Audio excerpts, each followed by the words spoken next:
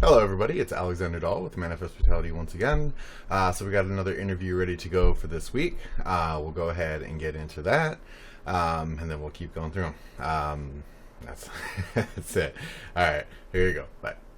All right, so I'm currently on the phone with Thor. He's another one of the musicians that reached out to me about the current interview series going on. So I'm going to go ahead and give him the chance to introduce himself. Hi, you guys.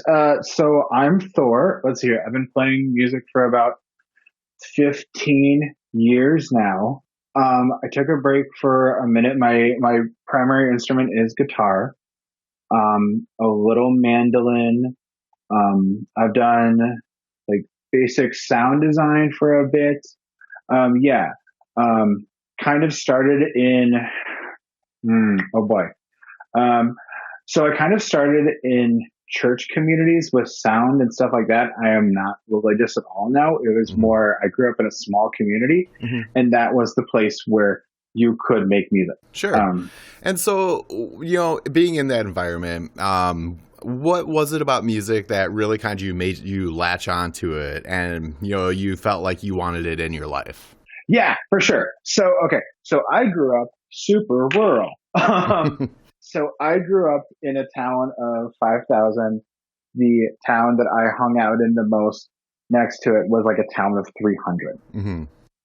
Mm-hmm. Southern Illinois, kind of. So when people think of Illinois, they think of Chicago. Mm-hmm. There's a whole another state that ends around Lincoln, Illinois. Mm-hmm. It's like the farthest one out, and then from there, I call it like the Arkansas of the Midwest. Okay. It's this Indiana, like Western Kentucky, um, Missouri, kind of like no man's land. Mm-hmm. For people who are familiar with Illinois, they call it Little Egypt for Mm. some reason. Illinois has this really weird thing to where like areas don't change, but there's this history that isn't really like passed down. Mm-hmm. Um, my grandparents lived in this town that I just moved back up from. Uh, During COVID, I went down there, town of 600 called Sisseton, right next to Fairfield and Flora. Mm-hmm. Sisseton, Illinois. That town was started from a feud that started in Kentucky, and these little families came up and just made their own little towns as a way to solve the feud. Oh, sure, of course. Yeah. As And any reasonable family would.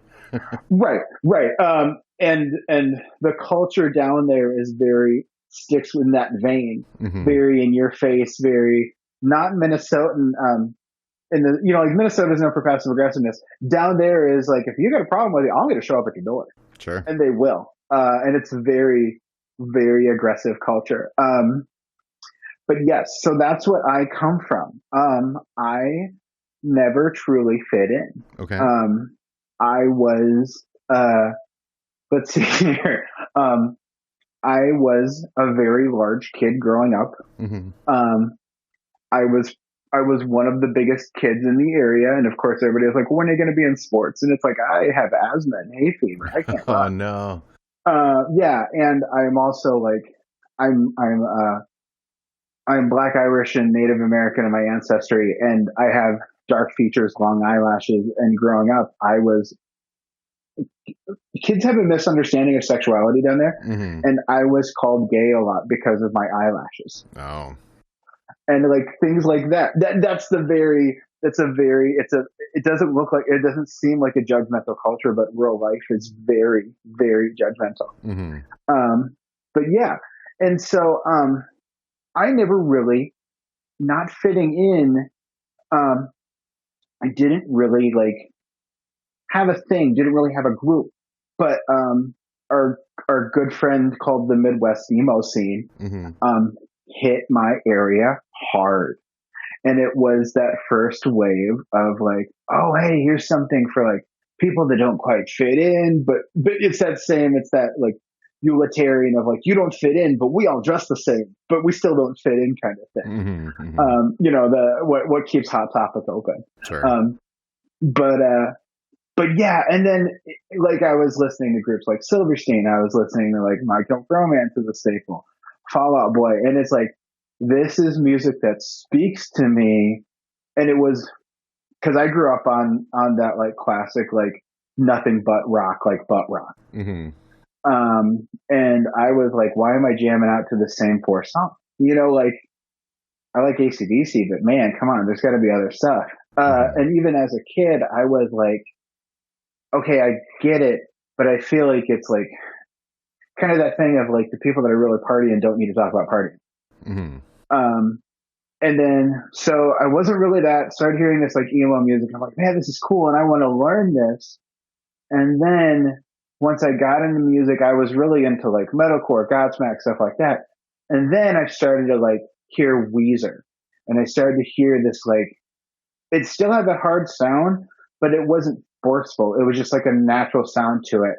Um, and then I started hearing bands like the Mars Volta, and before the Mars Volta, there was at the Drive-In, and these like really like just like crazy stuff I've never heard because it's especially growing up down there, you aren't going to hear this stuff on the radio. Mm-hmm. So here's something that's totally left field. Here's something that is odd time signatures that's not Rush. Here is something that you can hear like a sound for an emotion that you can't quite explain because it's never been shown to you yet. Sure. But yeah. And then I started, like I said, I started getting into music, and I started to realize, and there's also this weird thing because there aren't that many people down there, so it doesn't get talked about that much. But the that part of the Midwest is like rap and metal. It's like if Eminem and Pantera shook hands. Mm-hmm. And when I was down there, I retreated down there for COVID, thinking, oh, I'm just going to go back to these small towns. But I essentially rode the third wave of COVID down with me. And I started to hang out with these music guys, and I realized, I was like, oh man, it's still the same scene. It's still this like Kid Rock to them is like the ideal music guy. Okay. Like he does what he wants. He can blend. Yeah. He does what he wants. He can blend rap and like he can blend rap and rock. And I know all these people that are like, I don't know if you're a guitar player, but he would be like a person who can rap and play and only drop D Mm-hmm. is like the guitar guy. Okay. Yeah. But yeah. Okay. No, that gives a lot of good context about how you first got into music and how you found it. So you mentioned off of that you started to learn guitar. Right. So once you did start to learn the instrument, did you immediately kind of have that influence that you wanted to emulate, or did you kind of like want to put your own spin on it? Like, how long do you think it took you from starting to play guitar before you were actually able to express yourself with it? Okay, so that's been a journey. That's a really good question. So I don't know if you're a gear guy, but I'm going to talk gear for a minute because I think this explains where I'm at. Okay. And I'm on a lot of forums, and I've like talked about this a lot with younger guys that are starting. Mm-hmm. So when I first started, okay, so a little context. So my grandfather was one of these people. He has long since left us. But he's one of these people who lived in that town of 600 who needed to live in a small town to feel like a big guy. Mm-hmm. He was an unsuccessful country writer in the 70s. Mm-hmm. He never really got big, but he would write songs that are really problematic today of like my brown skinned child bride. Just, yeah. My girlfriend and I were like going through his writings, and we were like, what is this? But anyway, so he was like, oh, hey, you are going to be the guitar player that I never was. He was a songwriter more than a musician. And he was like, I am going to help you out. And he just thought, if you just hand me nice things, then I'm going to know how to do it. So he's like, okay, what do you want? I'll help you out. And I'm like, well, I was like, I liked metal, but they never wanted me to like metal because that was in my like, very Republican, very conservative family. Mm-hmm. Well, that just means you're going to start shooting up the dope. You know what I mean? Like, yeah, you're going to start injecting weed. So I was like, well, they were like, okay, but fine. That's what you want. So, they helped me get a Les Paul standard with the big baseball 50s neck. Mm-hmm. And then a 6505 full stack. Okay. I just started playing guitar. I didn't need 300 watts. I didn't need this neck that's half the size of a baseball bat, like I said. Yeah, that's a bit overkill. Yes, and unless if you like know exactly what you want, like I still, for some reason, I just don't like Pauls. Like Pauls are not comfortable to me. They're heavy. They're more of like a status symbol, like they were originally intended for. They were the expensive guitar as opposed to Fender. And I started to figure some stuff out. I like got a little. I was, they were like, oh, well, PV's made in America. Again, it's that conservatism coming out. It's like PV's made in America. You're going to play all PV. You're going to play all PV. So, okay. So I had a little PV practice amp. I had my big PV full stack and all this stuff. And it wasn't right. It wasn't my sound. Started to get into pedals. Okay. I'm, like layering distortion on distortion, not really knowing what I'm doing. I'm playing with a 2-channel big, all these custom settings. And I'm just looking at like, I don't know what I'm doing. I just know it doesn't sound right. And I knew, and so like, and I just knew it wasn't right. But then I would turn around and everybody who I was playing with just wanted to shred. They just wanted to learn scales. They just wanted to shred. They were on those like crappy sounding crate amps, or they were doing that like the Line 6 Spider, like insane channel. You know what I mean? Only played Ibanez kind of thing. So I was like, okay, this isn't.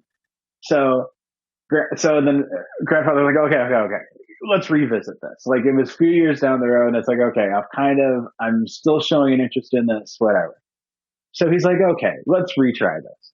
So he got me a Gretsch solid, like big orange hollow body, like Brian Setzer, Chet Atkins, thing. And I was like, okay, I'm starting to really like this. It's not what I ever thought I would enjoy, but this turned into my favorite guitar. And I still love it. It's got the sound of an acoustic. It resonates. I'm like, okay, this is interesting. And then, cause like the only place to play live, I was too young to play in bar bands, and I didn't really enjoy that music, but church was giving me a space to play with stuff that wasn't that hard because I knew my chords. And if you go there, it's just, the basic all chords, the minor chords are the devil's chord, and you don't touch that. So I was like, okay, I have something that's like an acoustic. I'm going to go. And then I bought a chorus and a delay pedal. And for like a good solid 10 years, that's all I rock. And I was like, okay, like this is it. And then because in that part of the country, you either go to trade school or you go to Bible college, and that's how you get out.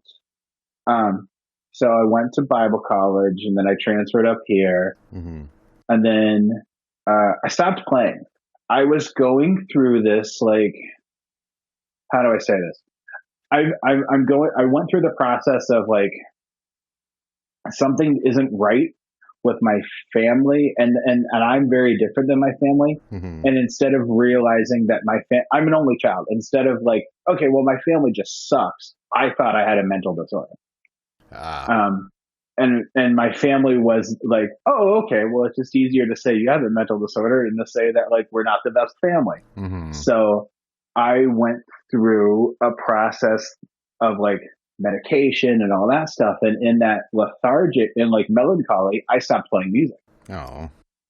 So like for 5 years, I didn't have any passion in it. It just didn't interest me.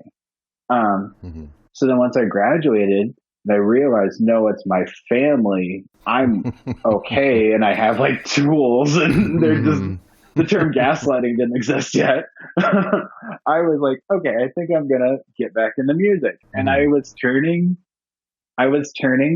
I'm 30 now, and I was turning 25, 26.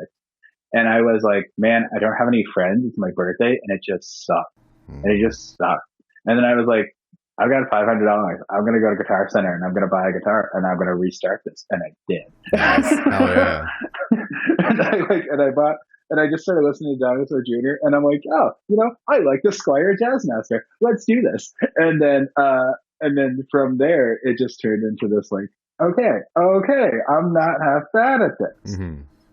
Awesome. It's still kind of, yeah, and at that time, it was kind of nice to take that break because I'm like, okay, now I know what I want. Okay, now I know the sound I want. Okay, I'm like Hmm. giving myself room to kind of breathe musically. Sure. So once you did kind of get back into it and found that, you know, you still had the talent for it, did you start like looking out for other people to play with, or were you more focused on kind of creating your own music?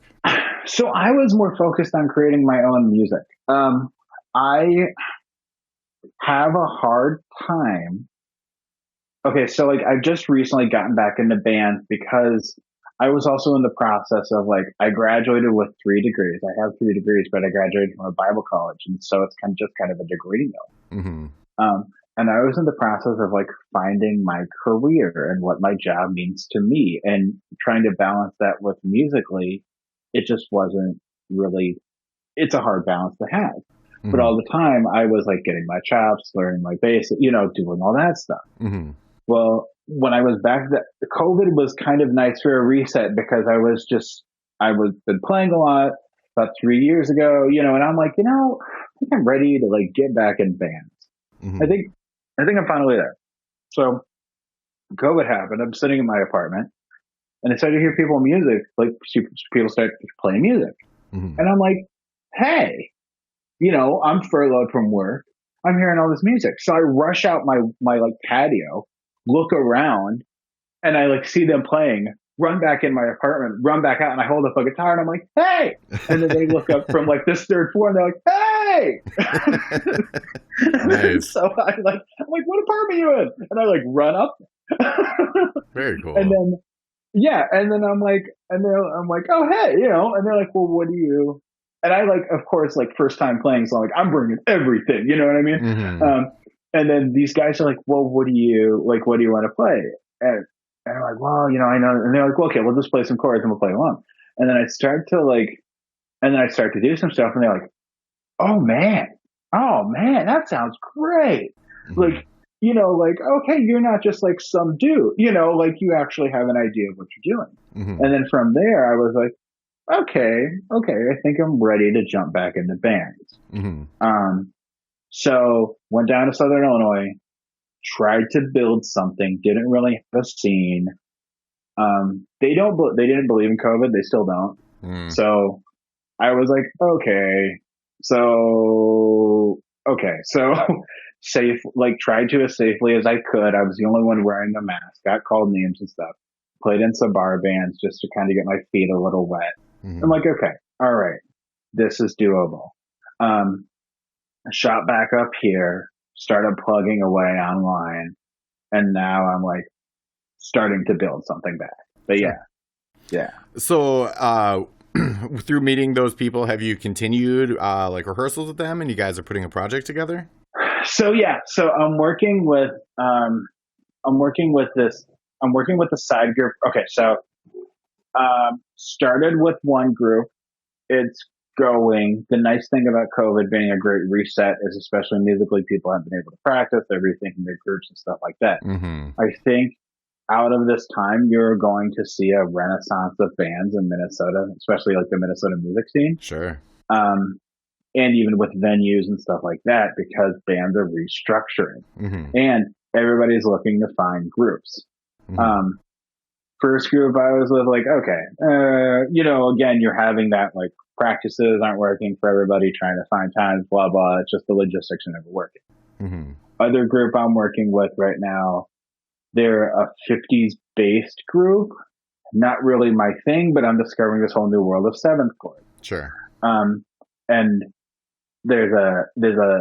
he's a college student. His name is Jamie, and he's like an African American kid. He likes this rockabilly style, Elvis style. He's got like a natural rhythm to him, and he's Hmm. attracted this group of us like husky white like middle like early 30s guys that are all like, yeah man, like I grew up on corn and stuff, but okay, I can do this, I can do Hmm. this. Sure. It's just so funny. Like we all kind of look around, we're like, okay, I guess we're all kind of like just like, yeah man, not my wheelhouse, but I'm willing to give this a go, why not? Funny. but Oh yeah. And it's turned out, I mean, like, it's okay, it's good, but we all have enough experience, and he's like so laid back enough that he's working on some originals, and we're like, Mhm. well, what do you want us to do? He's like, well, just play with me, just have fun. And we're like, what? Okay. Awesome. So yeah, it's been a good experience so far with that, Mhm. but I'm hoping to see more of that. I'm hoping to, especially playing music in your 30s and 40s. I think you have two kinds. You Mhm. have the ones, you have the ones that like still think that they're going to have their rock star dream. They're still thinking, I just got to assemble the right people with the right time and the right tune, and it's just going to hit. And then you have this other group that's like, look, man, I just want to play music. Mhm. And I'm like, I got a day job, but I just like, this is my thing. And, I think, I think it's more productive than somebody who like just goes, who like his hobby is like a substance. Sure. Definitely. Um, I always like tell people that like I go to the music store, like some people go to the bar. Um, but and it doesn't like wreck your body as much. Right. Right. But yeah, yeah, I think it like, I think it's good. I think it's a cool thing that like there aren't many other things that can grow with you. Right. Um, and like I was saying to you before when you were asking, so I work for a nonprofit, and I do activities and case managing for helping people with disabilities get employment, and kind of also like day services, just like a whole hodgepodge of things. Mhm. Um, and it's cool having music in my wheelhouse because it's a universal language. Yeah. I primarily, my main speciality has been people who have traumatic brain injuries. Okay. Um, and traumatic brain injuries are a curious thing. There's a lot we know. There's more that we don't know about it than we do know. Mhm. But a lot of people who have TBIs um, will have a post-accident and pre-accident life. Mhm. Um, and music is this thing because I do a lot with memory, and I do a lot with nostalgia. I think about nostalgia a lot. I think it's a really interesting thing. Mhm. But we'll have conversations, and like listening to a Bruce Springsteen song helps them remember of something in their 20s that they've never thought about before, Sure. or hearing, you know, yeah, and just things like that. And it's like people talk about the power of music, but like really when you sit there and you see it and you like see people's faces of like, oh yeah, like I was playing an X song, hit and run, Jolly Johnny Paul Dean or something like that. Mhm. Um, I'm probably butchering that. I feel like there's an X fan somewhere that's like, no, no. Um, but but I was playing that, and somebody was like, "Can you play Johnny Be Good?" And Mhm. it's that intro. It's that same intro. And I'm like, yeah. And even them, like, I don't expect them to know like some obscure punk band from like the '80s in LA, but Sure. they recognize that part. Same thing with like, I warm up with the intro to the Munsters, Mhm. and I remember having somebody who was like very TBI, hallucinates, and was like, "Hey, hey, I know that." And I said to him, like, "You're the only person in like my 5 years of playing that has been like, oh, that's the intro to the Monster." It is crazy how music has that power is to tie neurons together and make mental connections that normally you wouldn't necessarily think are there, but that's part of the power of nostalgia of music. Right, right. And okay, so this is something I could always talk about, especially coming from the rural environment I do. Hmm. And I was just talking to my bass player about this, of like, so like people always talk about '90s country music, and like, well, I like country, but I don't like today's country because it's the Nashville machine, like doing what it does best. Yeah. Um, but living in a rural environment, I honestly wonder if it's like, did the country make the song, or did the song make the person? Right. Because Exactly. like, because it's like, I feel like there's this like, well, I'm living the lifestyle that's in this song. Hmm. And it's like, not to bring politics into this, but is it like also like, when does a song become where it's like, you're not highlighting a socioeconomic like, oh no, this isn't socioeconomic oppression. This is my liberty. This is my, I want to hunt and fish and live off the land. It's not that I have no other choice. Well, I definitely think there's some legitimacy to what you're saying there. As you Right. mentioned, the way that, the Nashville meat machine is just turning out product and not, art. There is that huge gap in, somebody writing, producing, and then making famous a song that, they were connected to all the way through from the beginning to the end, versus a lot of the stuff that we see in any of the mainstream music these days. Yeah. Yeah. And it's, and I think it was, okay, I don't know the names, but, so he's one of the hosts on The Voice. He's the country guy. I have no idea. Okay. Yeah. Neither do I. But he's like Gwen Stefani's husband or something. But anyway, so, he got in trouble for writing a song about like almost like glorifying minimum wage. Oh. And it's like, it's still, and it's like somebody, like I love Springsteen and I like try to not speak ill of the boss, but the boss writes a really good song about living a working man life for somebody who has never had a working man's job. Yes. Yeah. and like, I think it's that same thing of like, again, it's like you're uplifting an economic, but you even have this thing. Oh my gosh, you got me started. Okay. So you even have this thing where like, I would seek out artists because I am a person who like, I want to blend style. I am really attracted. Like I was saying to my bass player of like, I was playing some of my stuff and he was like, you remind me of something. He was like, it sounds like Hole. It sounds like you're a really big Hole fan. And it was funny because I would have never made that comparison, but I like Titus Andronicus. I like the Beths.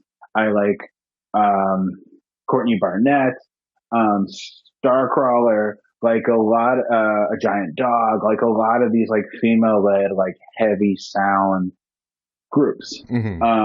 Arcade Fire, like some Radiohead. But, and I wanted to like talk to some of these like local guys in my area who like do this country stuff. And I'm like, let's talk about your theory. Let's dance a little in the musical theory realm. I want to know how your brain thinks. I want to learn, like, how do you play these open string riffs? How do you do this? And they wouldn't know how to speak it. And they wouldn't, well, which is like, whatever. If you don't know how to speak theory, you don't know how to speak theory. Whatever. I don't even know how to speak theory. I just know how to make it sound like I kind of know what I'm talking about. Sure. But they would be like, I just like to sing the songs of my life. And it's like, okay. But then I was getting to a point to where it's like, is it songs of your life? Is it songs of like your life and freedom? Or is it songs like of you like glorifying that like it's not going to get any better? Yeah. I see what you're like, saying. Yeah. And like I when I was furloughed with my job, I worked at a gas station, like the only gas station, the only business in the town. And I would see these people who like, I talked to my girlfriend about it a lot, and like the idea of like the lottery down there. And it's like, listen, I'm not going to win the Mega Millions, but if I spend $3, I get 5 minutes to pretend of like, what if I did win? Sure. You're buying a what fantasy. if I had, right. What if, and we talk about people not having bank accounts. It's like, well, why would they? Because everybody else gets a taste of their money. Why wouldn't they spend it on tobacco? Why wouldn't you spend it on this lottery ticket, at least for a little bit? You have 100% control. Right. Yeah. And exactly. And to get a job down there that pays $14.50, even 16, it's Cargill, one of the biggest meat processing plants in the country. And I would have people talk to me and be like, well, here's somebody who's Hispanic that can't even come in and speak English. And they're now my supervisor and I don't speak Spanish. And now I'm, so well. And it's like, okay, I understand that, like, yes, it's somebody who isn't from, that you perceive as not from our country taking your job, but it's more of a reflection of the system. Yeah. And there's this disconnect of like, it's never, everybody's got something to complain about, but it's never the right complaint. It's never pointed back at the system. It's just like, well, that's just the way life is, and it just sucks, and I got to get mine. Yeah. Not specifically about that, but harking back to the previous point you made about people just wanting to have a hobby to express themselves. Right. That's a lot of where that has come from, and that's why people are refinding themselves in that simple hobby, is because that is allowing to express that frustration. That's putting something primal inside themselves and letting it out and giving that release. And they're latching on to the dopamine that they're getting from that, and they're finding that that is their true self. Yeah, and to bring it back full circle, I mean, what's that old country thing of like, all you need is three chords of the truth? And I would be curious. Well, and the thing that if we didn't have if we didn't have a stake in like a propaganda machine like Fox News or like things like that, if we didn't have things like that, my own curiosity would be like, would that music create another environment like it did in the coal miner revolution?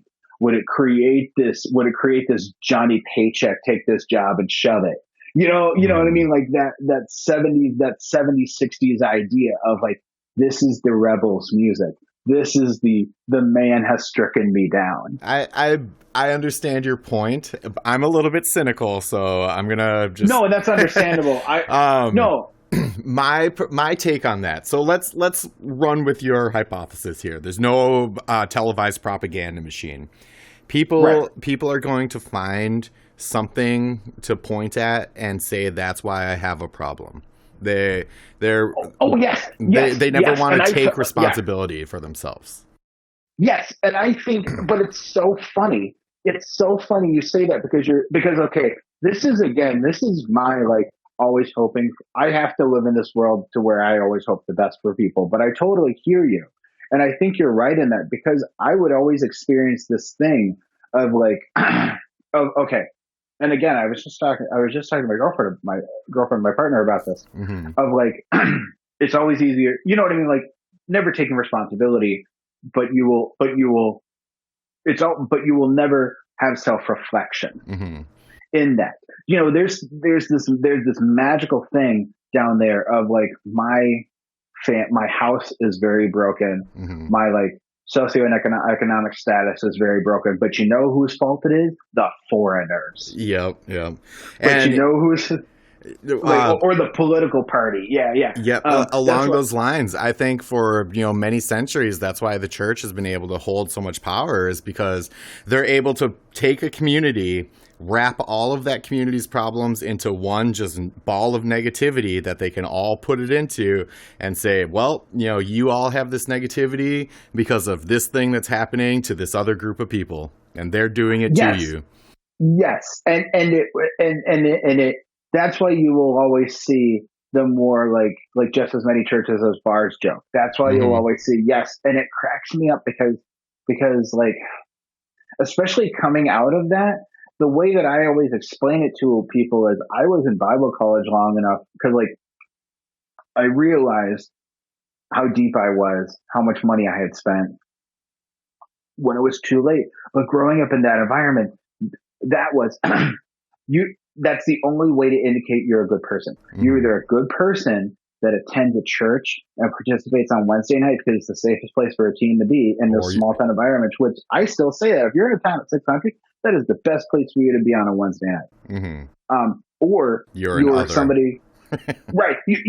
You're somebody who clearly knows the local drug dealer. You're somebody who and that's the other idea too, that it took me a long time, like as a fully functioning adult, to even get rid of this prejudice of like, well, just because you've had a substance, now you're a trash human being. Well, that's exactly where evangelized belief came from, is the fact that, if you're not inside the church praying, then you're on the other side causing the problem. Yeah. And I so I'm like a member of like the Satanic Temple, which bills itself, which they have a really great documentary called Hail Satan, which kind of explains themselves as like the church of the other. And it's a really good outlet for that. Like, somebody I missed community. I missed having people to commiserate with. I miss people.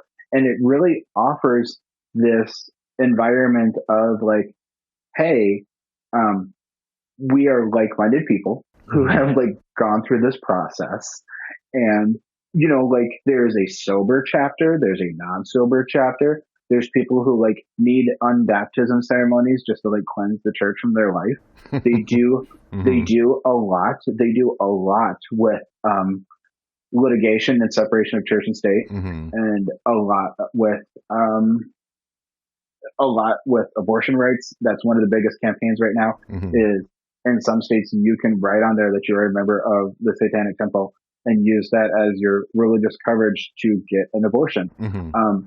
A lot of things like that.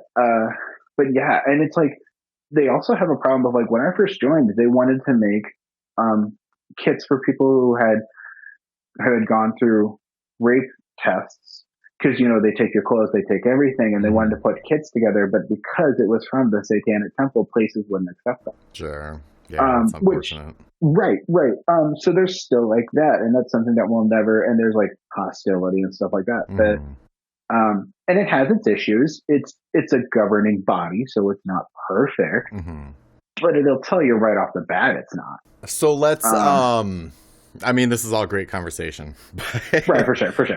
So you've already kind of went through a bunch of your story. Typically, I would have you share a couple memories of important things that happened to you in music. It kind of seems like you've, helped share all that. Right. Um, what are some links where people can listen to the stuff that you're working on? Because that sounds very interesting. Okay, so I haven't. Okay, so I haven't been in a studio in a long time. I'll say that much. So the guy I'm working with right now, his SoundCloud is JMO on the beat. Oh, really? I just Yeah, interviewed him like 2 weeks ago. I know you did. Me and Oh, him were just talking about okay. it. Yeah, I'm with his crew. Okay, very cool. Yeah, yeah, yeah, yeah, yeah, yeah. But yeah, yeah, nice guy, really Hmm. nice guy. Yeah, yeah. And he's yeah, yeah. Awesome. His So like I laid backness is very nice. I can just copy all those links and throw them up on this one too. Yeah, yeah, yeah. All right. Yeah, we were actually. I was giving him a ride, and like I was like telling him about you, and he's like, "Oh, oh, yeah, yeah, yeah. I just talked." Mm-hmm. That's Yeah. just small world. Oh, yeah. Very small. Very small. Awesome.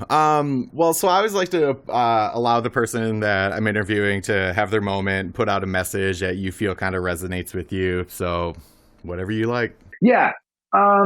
So I think that like I guess I would say like the one thing that I really take away from music is it's really cool the people that you will meet along the way. Mm-hmm. Um, I have gone to pawn shops and met Southern rock dudes who are still in this mindset of like, hey man, Fender or Gibson. And it's just kind of like, okay, look at this guy. I'm in a Facebook group called, it's a guitar group where everybody acts like boomers. Mm-hmm. And our running joke is like people that say brother. Okay. Oh yeah, yeah. And when somebody writes in like non-capital letters, they say, hey, speak up. In non all caps. But yeah, yeah, it's funny. But like it's jokes like that, it's little things like that it's just like it's fun. You will always find a community. Um, even in like what your style is, even in non-styles, you have like a bonding thing. Um, and I think you can always find a style of music for whatever your mood might be. And it's going to be something completely different. And I think that's what the appealing thing is. Yeah, I think it's a really fun journey, I think, for anybody.